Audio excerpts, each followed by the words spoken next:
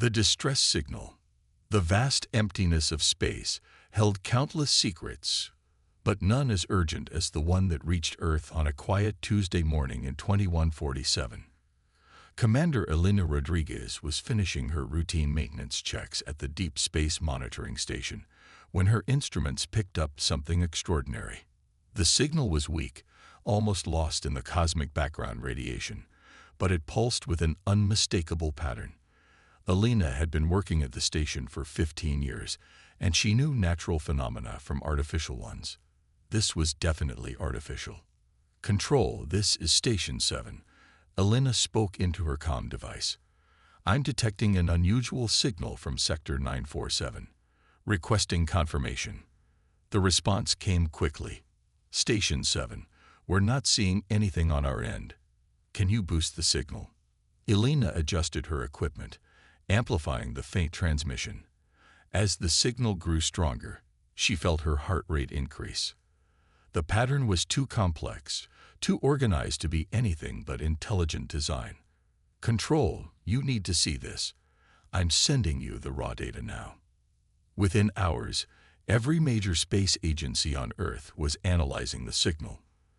The message repeated in cycles, each one containing layers of mathematical sequences and what appeared to be star charts. Dr. Marcus Chen, head of the International Space Communication Department, called an emergency meeting. "Ladies and gentlemen," Dr. Chen addressed the assembled scientists and military officials, "what we have here is unprecedented. This signal originated from approximately 35 light-years away, and it's clearly a distress call." The room buzzed with excited whispers. First contact had always been theoretical, something for future generations to worry about. Now it was real, immediate, and desperate. Over the next 2 weeks, teams of linguists, mathematicians, and xenobiologists worked around the clock to decode the message. The breakthrough came when Dr. Sarah Williams, a young cryptographer, discovered the key. "They're using universal constants," she explained to the assembled team. "Mathematical principles that would be the same anywhere in the universe.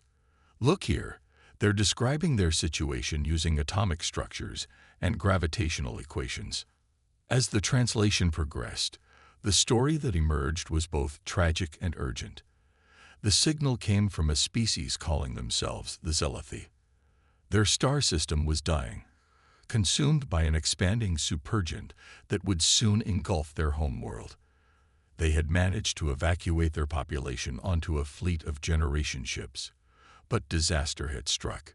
According to this, Dr. Williams continued, her voice heavy with emotion.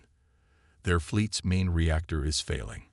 Without it, they can't maintain life support or navigation. They have approximately 8 months before complete system failure." The decoded message painted a picture of desperation. 10,000 Zealy souls, including families with children, elderly, and scientists, were slowly dying in the cold void of space. Their plea was simple and heartbreaking. "If anyone can hear us, please help. We don't want our species to end in darkness." The United Earth Council convened for an emergency session. The debate was fierce. Some argued that humanity had enough problems on Earth without taking on an alien rescue mission. Others pointed out the technical challenges. The Zealy were 35 light-years away, and even with humanity's latest faster-than-light technology, it would take months to reach them. Admiral James Mitchell, head of Earth's Space Defense Force, stood to address the Council. "I understand the concerns about resources and risks, but let me ask you this. If it were humanity sending that distress call, wouldn't we hope someone would answer?" The debate continued for days, but in the end, humanity's better nature prevailed. The vote was unanimous. Earth would attempt the rescue. The preparation phase began immediately. Engineers worked on modifying the experimental Starship Phoenix, humanity's most advanced vessel, for the long journey. The ship's quantum drive could achieve speeds up to 50 times the speed of light, but it had never been tested over such distances. Captain David Park was chosen to lead the mission. A veteran of the Mars colonies and the Europa expedition, Park was known for his steady leadership and problem-solving abilities. His crew would consist of humanity's best: engineers, doctors, diplomats, and scientists. "We're not just going to save lives," Captain Park told his assembled crew. "We're representing all of humanity. This is our chance to show the universe who we are." The crew of 45 volunteers knew the risks. The quantum drive could malfunction, stranding them in deep space. The Zealy might be hostile or carry diseases deadly to humans. They might arrive too late to help, but none of them hesitated. Dr. Lisa Foster, the mission's chief medical officer, summed up the crew's feelings. "Throughout history, humans have risked everything to help others. We've crossed oceans, climbed mountains, and now we'll cross the stars. It's not about whether it's safe or easy. It's about doing what's right." The Phoenix underwent extensive modifications. Its cargo bays were filled with spare parts, medical supplies, and equipment that might be compatible with alien technology. The ship's quantum core was reinforced with triple redundancies. Every system was checked and rechecked. As launch day approached, Earth watched with a mixture of pride and anxiety. This wasn't just a rescue mission. It was humanity's first real step into the galactic community. Children drew pictures of the Phoenix, and messages of support poured in from every corner of the planet. On the morning of departure, Captain Park stood on the bridge of the Phoenix, looking at Earth through the main viewport. The blue and green sphere seemed so small, so fragile, yet it was the home of a species brave enough to answer a cry for help from across the cosmos. "All stations report ready, Captain," his first officer, Commander Maria Vasquez, announced. Park nodded. "Begin launch sequence." The Phoenix's engines roared to life, pushing the massive ship away from Earth's orbital dock. As they cleared the safety zone, Park gave the order that would take them into the unknown. "Engage quantum drive." The stars elongated into streams of light as the Phoenix jumped to faster than light speed. The journey would take 6 months, pushing both the ship and crew to their limits. But for the first time in human history, a vessel from Earth was racing toward the stars not for exploration or conquest, but for compassion. The first weeks of the journey tested everyone. The quantum field created strange sensations. Some crew members reported vivid dreams. Others experienced mild disorientation. Chief Engineer Robert Kim worked tirelessly to maintain the drive's stability. "The quantum core is holding steady," Kim reported during a staff meeting. "But we're operating at the edge of our theoretical limits. I've never seen readings like these." Dr. Foster established a routine of regular medical checkups and psychological evaluations. The stress of the mission, combined with the effects of quantum travel, required constant monitoring. Meanwhile, Communications Officer Jennifer Park maintained contact with Earth and continued trying to establish clearer communication with the Zealy fleet. The time delay made real-time conversation impossible, but they sent regular updates about their approach.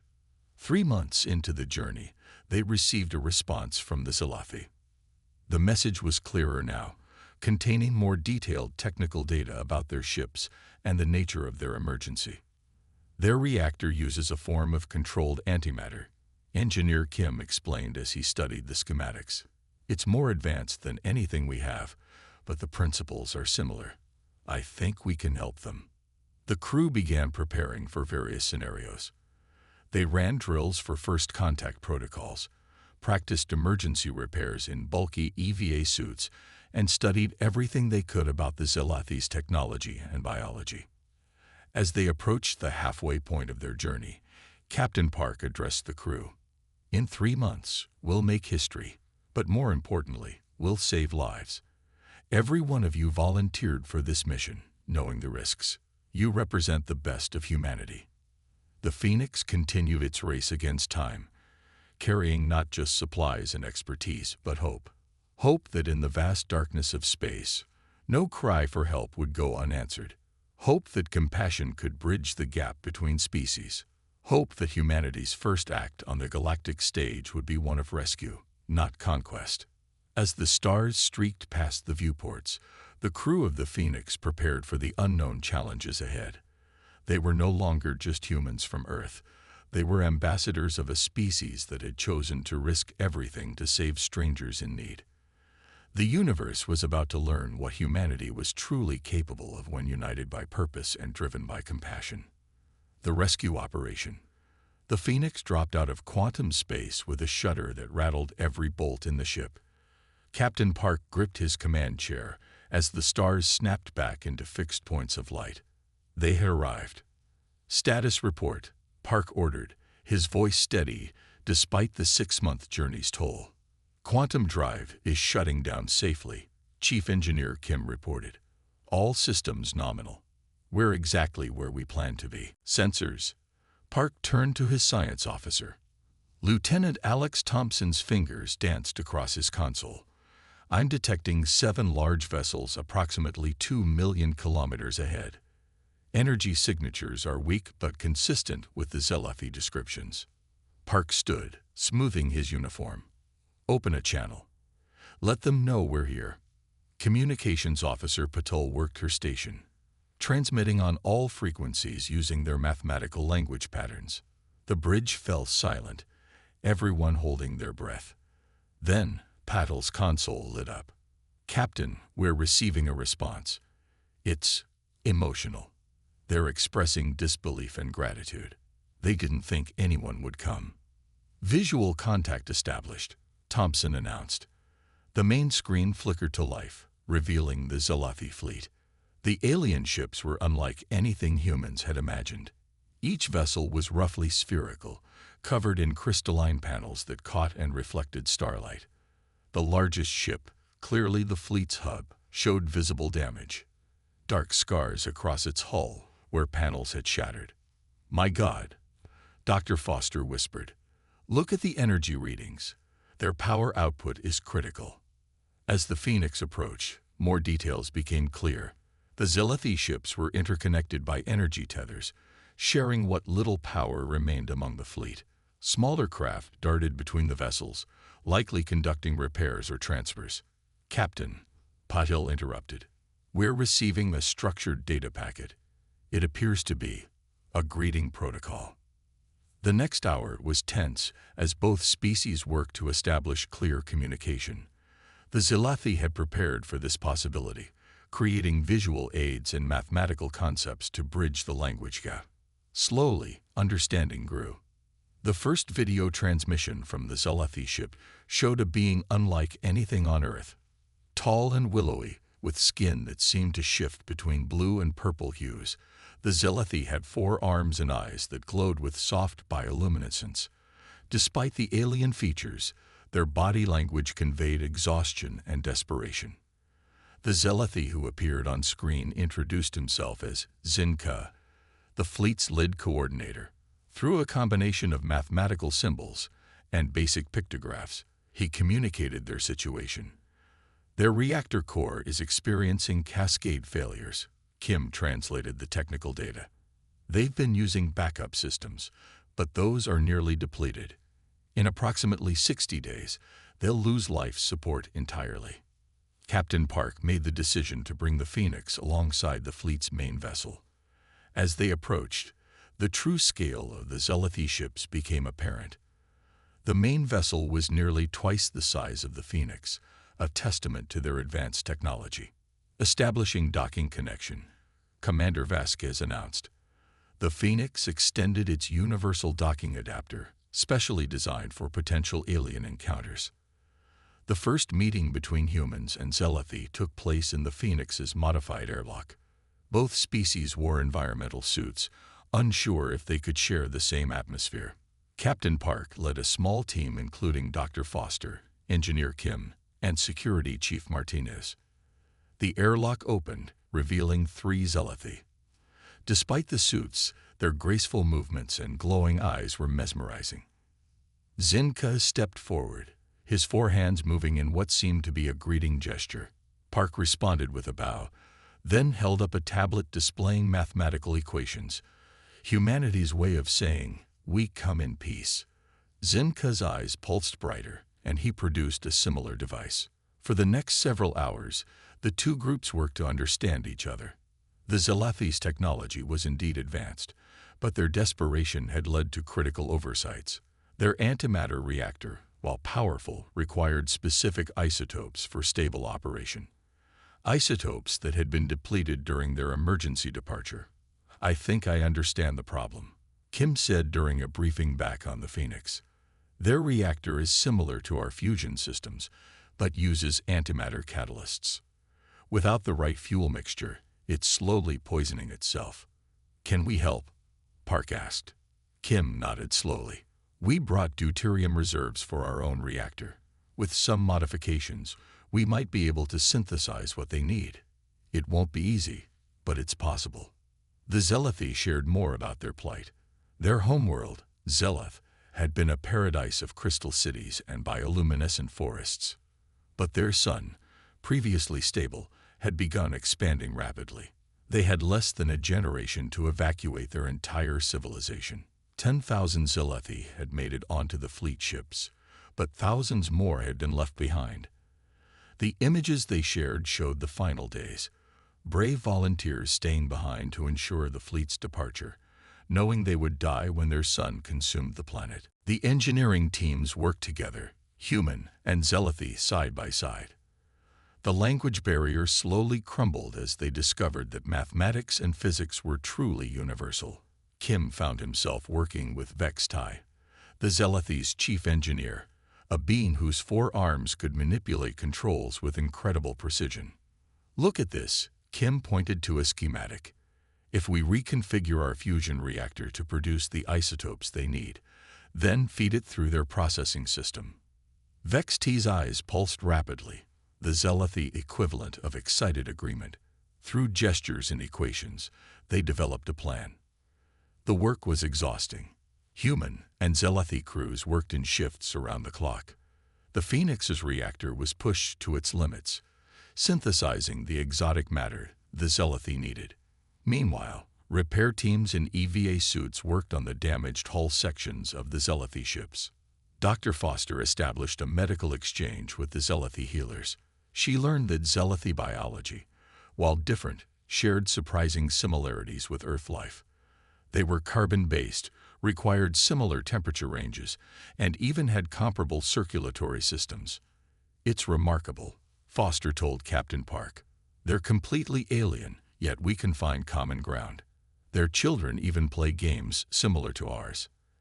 As the days passed, something beautiful happened. The two species began to truly understand each other. Zealothi crew members visited the Phoenix, marveling at human art and music. Humans were invited to see the biogardens on the Zealothi ships, where glowing plants provided both food and atmosphere recycling. A breakthrough came when young Ensign Patricia Wong, barely out of the academy, discovered she could approximate Zealothi vocal patterns. She became an invaluable translator, helping both species communicate more naturally. "The key is in the harmonics," Wong explained. "They speak in chords, not single tones. Once you understand that, it becomes easier." But time was running out. Despite all efforts, the Zealothi reactor continued to degrade. Projections showed they had less than 3 weeks before total failure. Captain Park called an emergency meeting. "We need options. Everything we've tried has only delayed the inevitable." The room was silent until Dr. Foster spoke up. "What if we're approaching this wrong? Instead of fixing their reactor, what if we supplemented it?" "Explain," Park said. "The Phoenix's quantum core produces enormous amounts of energy. What if we created a direct power transfer? We could act as an auxiliary reactor until they can fully repair their own." Kim's eyes widened. "It's risky. We'd have to match their power frequencies exactly, or we could destabilize both ships." "But it's possible," Park pressed. "Theoretically, yes, but we'd be operating blind. No one's ever attempted an interspecies power transfer." Park made the decision. "We didn't come 35 light years to give up now. Make it happen." The next week saw unprecedented cooperation. Human and Zealothi engineers worked together to create an interface between the two completely different power systems. It required cannibalizing parts from both ships, creating jury-rigged connections that defied conventional engineering. Zinka spent hours with Captain Park, sharing the weight of leadership across species lines. Through Wang's translations, they discovered both commanded with the same philosophy. The needs of their people came first. Your species, Zinka said one evening as they watched repair crews through a viewport. You came so far, risked so much. Why? Park thought for a moment. Because that's who we choose to be. In our history, the greatest moments came when we helped others despite the cost. It defines us. Zinka's eyes pulsed slowly. Perhaps our species are not so different. The day of the power transfer attempt arrived. Both ships had to shut down non-essential systems. The Phoenix extended specially modified power conduits to the Zealy vessel. The connection would either save the fleet or destroy both ships. All stations report ready, Commander Vasquez announced. Park nodded. Begin power transfer. Engineer Kim initiated the sequence. At first, nothing happened. Then, slowly, energy began flowing from the Phoenix to the Zealy ship. The alien vessel's lights grew brighter. System after system came back online. It's working, Kim shouted. Power transfer is stable. Cheers erupted on both ships. The Zealy reactor, supported by human power, stabilized. It would take months to fully repair, but they now had time. In the following weeks, the two species worked to ensure the Zealy fleet could continue its journey. The Zealy shared their star charts, showing a habitable world they had identified as their new home. It would take them another 5 years to reach it, but they would make it. The time came for the Phoenix to depart. They had been away from Earth for over a year, and their own supplies were running low. The farewell ceremony took place in the Zealy's main gathering hall, a chamber filled with bioluminescent art that told the story of their species. Zinka presented Captain Park with a crystal containing the complete history and culture of the Zealy people, so others will know who we were and what humans did for us. Park reciprocated with a data core containing Earth's music, art, and literature. So you'll remember us, and know you'll always have friends among the stars. As the Phoenix prepared to depart, something unexpected happened. The Zealy fleet formed an honor guard, their ships creating a corridor of light for the human vessel to pass through. Each ship broadcast the same message in the mathematical language both species now shared. Thank you. You gave us hope. The journey home was quieter but filled with a sense of accomplishment.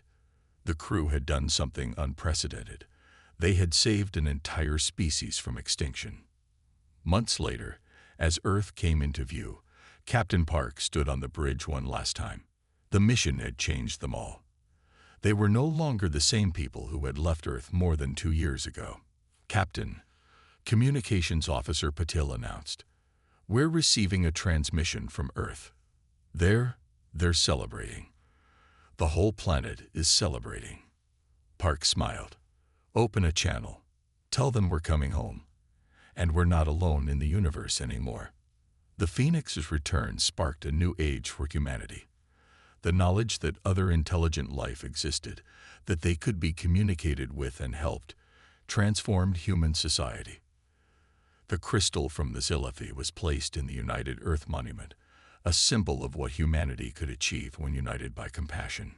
Years later, long-range sensors detected the Zealy fleet arriving safely at their new world. They sent one final message to Earth, a simple image of their new colony, with human and Zealy flags flying side by side. Captain Park, now an admiral, read the message from his office. Outside his window, he could see the construction of new ships, designed with both human and Zealy technology. Humanity was preparing to take its next steps into the galaxy, not as conquerors, but as helpers, explorers, and friends. The universe had called, and humanity had answered. And in doing so, they had found their true place among the stars, as a species defined not by their power, but by their compassion. As the sun set over Earth, painting the sky in brilliant oranges and purples, children looked up at the stars with new wonder. Somewhere out there, the Zealy were building their new home, alive because humans had chosen to risk everything for strangers in need. The age of isolation was over. The age of interstellar community had begun, and it had started with a simple truth. When someone calls for help, humanity answers.